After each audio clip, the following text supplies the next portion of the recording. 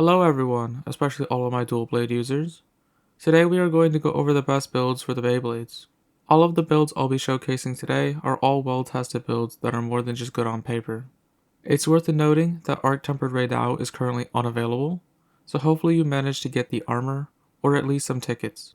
If not, well, you're not going to be able to make these builds until it comes back.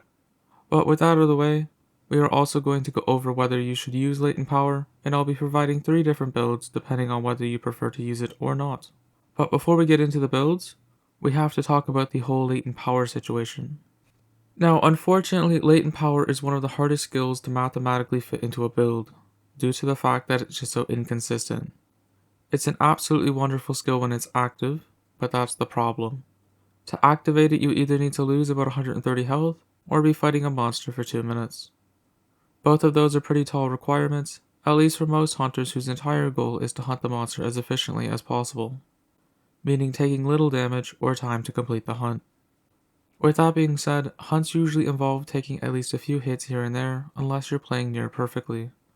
If that's the case for you, then Latent Power will have some decent value, especially against tougher monsters. But if you never get hit and your hunts end quickly, then Latent Power won't give you much mileage. So you kinda just have to be honest with yourself on whether or not Latent Power is for you. With all of that out of the way, the dual blade sets I'm going to be presenting here today are not going to be all Latent Power 5 sets, even though 50% affinity is nice. It's just not worth it due to there being better skills that are also more reliable. The Arc Tempered Raydao armor set is great for something besides Latent Power though. It also has the group skill bonus Lord Soul going for it as well, which is arguably the best group skill bonus in the game. Now the most important thing that you need to know about this skill is that it gives you a 5% raw attack increase, which is just straight up better than the 10 raw attack increase you get from wearing 4 pieces of Gormagala, at least when using endgame weapons. This skill does however have a downside, and that downside is that it will only last until you activate Guts. So you need to avoid doing that if you want to maintain maximum damage. Because of this, I recommend using the Feline Moxie Food skill, which will activate before Guts, thus saving your damage. On the bright side, if your Guts does trigger, the other half of Lord Soul will activate, increasing your defense and resistance, which can help turn things around if you're struggling. Moving on to the actual builds themselves, the first build is going to be the Latent Power version. To make this build, you will need the Arc Tempered Raydao head, chest, and arms, along with the Gore waist and legs. We will of course also need the Counter Charm 3, but to complete this build, you will also need 4 Tenderizer Jewels, 3 Sprinter Jewels, 1 Chain Jewel, and 1 Sane Jewel. This is going to be your theoretical maximum damage build, but whether it's actually the highest damage build for you is entirely going to depend on your Latent Power uptime. With the 5 base affinity on the Ardean Dual Blades, as well as Weakness Exploit 5, Latent Power 3, and Antivirus 3, you'll be at exactly 90% affinity with all skills activated, or even higher on wounded parts. I'm not counting Maximum Might because it's almost never active. But I do have 2 more builds to share with you guys today, and to make this next one you're going to need the Gore head, arms, waist, and legs, along with the Zoshia chest, as well as the Exploiter charm too.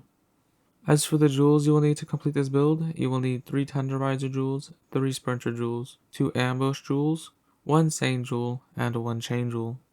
This build is mainly going to be for speedrunners who will kill the monster before Latent Power activates, or really anyone who just doesn't want to use Latent Power for whatever reason.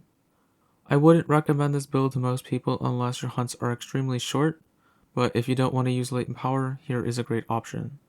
It's also worth noting that if you are great at managing very high Agitator uptime, then you can swap the decorations and charm around to get Agitator 5 instead of Weakness Exploit 5, which might be better against certain monsters. Moving on to our last build, we have a Latent Power 5 set, and to make it you're going to need the Arc Tempered Raydao head, chest, and arms, along with the Zoshia waist and the normal Raydao legs. We will also need the Challenger charm too. As for the jewels, it's going to be 3 Sprinter jewels, 1 Chain jewel, 1 Challenger jewel, 1 Phoenix jewel, 1 Tenderizer jewel, and 1 Throttle jewel. This build is mainly going to be for those very long hunts like Arc Tempered Raydao, Zoshia, or anything that takes a while to hunt. I really wouldn't recommend using this build outside of that though, because it's not going to be worth it. Now, I haven't mentioned the actual weapon itself up until now, and that's because I assume everyone kinda knows what the best options are by this point, especially considering it's basically the same for every build. But if you don't know or need a reminder, there's really only two good options for your dual blades, the best of which is going to be some Ardian dual blades, because the stats are just better than everything else you can craft. For the production bonus, you want to get as much attack as possible. As for the element type, the dual blades are one of the few weapons where I think making one of each element is actually worth it, because the damage increase over using something like paralysis is actually significant. But if you don't want to make 5 different pairs of dual blades, then you can just use paralysis as a one size fits all. As for the reinforcement bonus, you really just want 1 sharpness increase and ideally 4 attack increases just to really maximize your raw damage.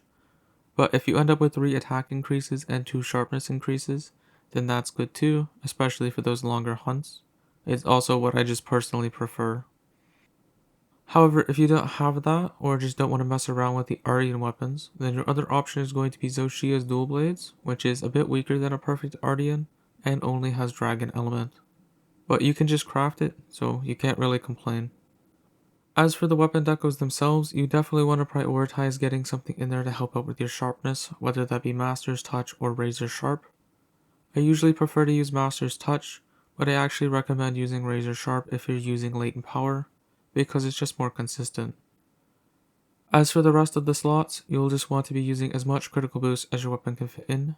The reasoning here is critical boost gives by far the most damage for any build with decent affinity, which all of these sets have, so don't bother thinking about attack boost or critical eye. If you enjoyed this video, don't forget to drop a like and check out this video next.